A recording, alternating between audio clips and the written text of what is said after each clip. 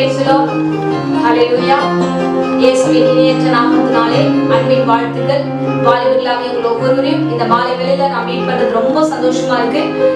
உண்மையாகவே ஆண்டவர் பெரியவர், பெரிய காரியங்களை செய்திருக்கிறார். இந்த யூத் மீட்டிங்கை நாங்கள் உருவாக்குவதற்கு காரணம் ஒன்று உண்டு. 2006ஆம் ஆண்டு ஆண்டவர் எனக்கு ஒரு தரிசனத்தை கொடுத்தார். அந்த தரிசனத்துல வாலிபர்கள் அழிந்து கொண்டிருக்கிறார்கள், நீ போய் அந்த வாலிபர்கள் எல்லாம் மீட்டெடுக்க வேண்டும் என்று கர்த்தர் எனக்கு தரிசனத்தை கொடுத்து என்னை இந்த ஊழியத்துக்கு என்று அழைத்தார். இப்பொழுதும் தேவனுடைய பெரிதான கிருபையில 15 வருடங்கள் ஆகிறது இந்த ஊழியத்தை நான் நடத்தி கொண்டிருக்கிறேன். இப்பொழுதுதான் உங்களிடத்துல நான் வந்து சேர்வதற்கு தேவன் கிருபை கொடுத்திருக்கிறார். இயேசு நல்லவர். ஆக்சுவலா இந்த ஊழியத்தை துவங்குவதற்கு முக்கியமான காரணம் ஒன்று இருக்கு. வாலிபர்கள் தொடர்ந்து நான் ஒவ்வொரு காரியத்தை நான் பார்த்து கொண்டு வரேன். வாலிபர்கள் நிறைய பேர்கிட்ட நான் பேசிட்டு இருக்கேன். பேசுற எல்லா வாலிபர்களையும் ஒரு விஷயத்தை நான் கேள்விப்படுறேன். என்னன்னா, என்னால முடியல, நான் இதை விட்டுட்டேன், நான் என்னால முடியல, நான் படிக்கல, என்னால முடியல, நான் வேலைக்கு போல, சில காரணங்கள் எல்லாம் வந்து மைனஸா சில விஷயங்கள்லாம் வந்துருது, அதனால விட்டுறாங்க. இதை குறித்து நான் ஜெபிக்கிற வேலையில இல்ல ஆண்டவர் சொல்லி அனுப்பின வார்த்தை, வாலிபர்களால எல்லாம் முடியும், நீ போய் பேசணும் அப்படின்னு ஆண்டவர் என்கிட்ட சொல்லியிருக்காரு. அது நிமித்தமாக இந்த காரியத்துல நான் கடந்து வந்து யூடியூப் மூலமா உங்களோடு கூட பேச நான் வந்திருக்கேன். நான் வேதத்துல இருந்து வார்த்தைகள் பேசினா அது நிச்சயமா உங்களுக்கு பிரயோஜனமா இருக்கும். சோ இந்த வேலையிலையும் வேதத்துல யோவேல் என்ற ஒரு சாப்டர்ல 10வது வசனம் நான் வாசிக்கிறேன். 3ஆம் அதிகாரம் 10வது வசனம். பலவீனனும் தன்னை பலவான் என்று சொல்வானாக, பலவீனனும் தன்னை பலவான் என்று சொல்வானாக. பலவீனமா இருக்கியா? சோ கர்த்தரிடத்துல வா, நிச்சயமா நீ பலவானாய் மாற முடியும். ஏன்னா பலவீனத்தோடு இருக்கிறது இந்த உலகத்துல இருக்கிற எல்லாருமே என்னன்னா, பலவீனன்ற அந்த பலவீனமான சிந்தனைகளையே அப்படியே சொல்லிடுவாங்க, அவங்களை வந்து அப்படியே தள்ளிடுவாங்க வாலிபர்களை. ஆனா பலவீனமா இருக்கிறவங்களை கிறிஸ்துவுக்குள்ள வரும்போது அவர்கள் பலனாய் மாறப்படுகிறார்கள். வாலிப வயதுல நானும் 16 வயதுல ரட்சிக்கப்பட்டேன். அந்த நாட்கள்ல என்னை பார்க்கும் போதெல்லாம் எல்லாரும் சொல்லுவாங்க, பிரியாவா, இவளுக்கு வந்து அறிவு கிடையாது, பிரியாவுக்கு அழகு கிடையாது, படிப்பு நாலேஜ் கிடையாது, இவனால ஒண்ணுமே பண்ண முடியாது, இவ காலேஜுக்கு போக மாட்டா, இந்த விஷயத்த செய்ய மாட்டா. எது எடுத்தாலும் என்னை எடுக்கும் போதெல்லாம் அவனுடைய மைண்ட் செட் எப்படி போனா, முடியாது முடியாது முடியாது. அதே மைண்ட் செட் எனக்கு வந்துருச்சு. ஏன்னா அவங்க என்ன நினைக்கிறாங்களோ அதை என் மேல திணிச்சுட்டாங்க. அந்த திணிப்பை என்னுடைய பாவனையாக நான் எடுத்துட்டு நான் எப்படி நினைச்சேன், ஆமா நம்மளால முடியாது, நமக்கு படிப்பறிவு இல்ல, இங்கிலீஷ் நாலேஜ் இல்ல, நம்மளால எதுவுமே பண்ண முடியாது, அந்த மைண்ட் செட்ல நானும் போயிட்டேன். ஆனா அது எல்லாம் உண்மை. ஆண்டவர் என்ன நினைக்கிறார்? மனுஷர்கள் பல விதம் நினைக்கலாம், நம்மளை பத்தி யாரும் ஒழுங்கா நினைக்க மாட்டாங்க, அது தெரிஞ்சுக்கோங்க. ஆனா கர்த்தர் நம்மளை எப்படி நினைச்சிருக்கார் அப்படின்னா, வேதத்துல எனக்கு ரொம்ப பிடித்த வார்த்தை, வாலிபர்களுக்கு மத்தியில நான் இந்த நிறைய இடத்துல பிரசங்கம் பண்ணியிருக்கிறேன். 1 கொரிந்தியர் 1ஆம் அதிகாரத்துல 26வது வசனத்துல இருந்து நம்ம வாசிச்சோம்னா, தேவன் உங்களை அழைத்து அழைப்ப பாருங்க, சான்ஸே இல்ல. ஆண்டவர் மாதிரி, இயேசு கிறிஸ்துவ மாதிரி ஒரு அமேசிங்கான காட் நம்ம பார்த்திருக்கவே முடியாது. ஏன்னா என் லைஃப்ல நான் அனுபவிச்சிருக்கேன் டாடிய.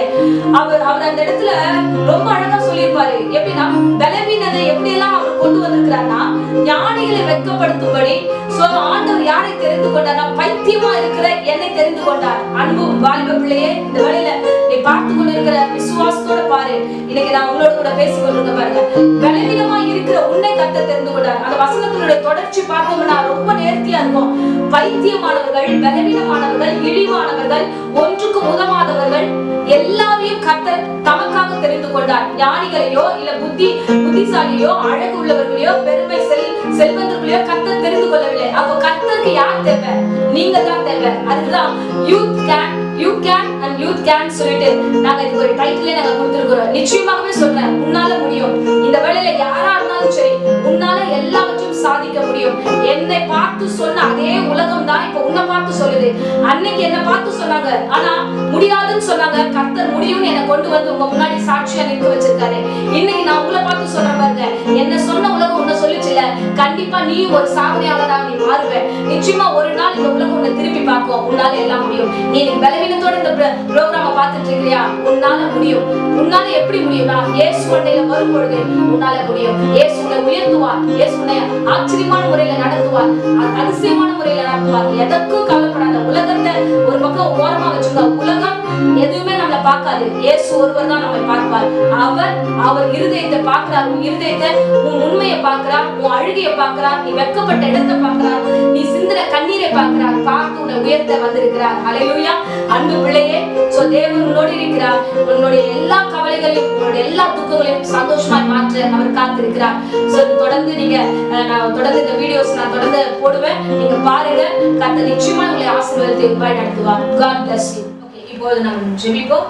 அன்பு ரட்சகா, இந்த என் அருமையான வாலிபர்களுக்காக நான் ஜெபிக்கிறேன். கர்த்தாவே, இந்த வேளையில பலவீனத்தை நினைத்து என்னால் முடியவில்லை என்று கலக்கத்தோடு ஆண்டவரே வேதனையோடு யாரெல்லாம் இருக்கிறார்களோ, விசேஷமாய் ஆண்டவரே எனக்கு மரணம் மாத்திரம் போதும் என்று பயத்தோடு ஆண்டவரே மரணத்தை எதிர்நோக்கி காத்திருக்கிற இந்த அருமையான பிள்ளைகளுக்காகவும் நான் இப்போது ஜெபிக்கிறேன். இல்ல ஆண்டவரே, இந்த பிள்ளைகள் வாழக்கூடியவர்கள். இந்த வேளையில சோர்ந்து போய் ஆண்டவரே இந்த ஜெபத்துல இந்த அமர்ந்திருக்கிற இந்த பிள்ளைகளை நீர் ஆசீர்வதிப்பீராக. மரண பயத்தையும் பலவீனத்தையும் ஆண்டவரே எல்லா விதமான சூழ்நிலைகளையும் இறுக்கத்தையும் கொடுக்கிற பிசாசை இயேசுவின் நாமத்தினால் நான் சபித்து கட்டுகிறேன். இப்போது என் பிள்ளைகள் விடுதலை ஆவார்களாக. இன்று முதல் இந்த பிள்ளைகள் பலவான்களாய் மாற்றப்படுவார்களாக.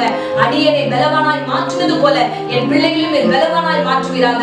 ஆன்லைன் மூலமாய் பார்த்து கொண்டிருக்கிற அருமையான வாலிப பிள்ளைகளை நீ பத்திரமாய் வேலி அடைத்துக் கொள்ளும். ஆசீர்வதியும். தேவ பிரசன்னம் இந்த பிள்ளைகளை தாங்கி நடத்தட்டும். நினைப்பதற்கும் எனக்கும் மேலான காரியங்களையும் இருதயத்தின் வாஞ்சைகளையும் நிறைவேற்றி ஆசீர்வதிப்பீராக.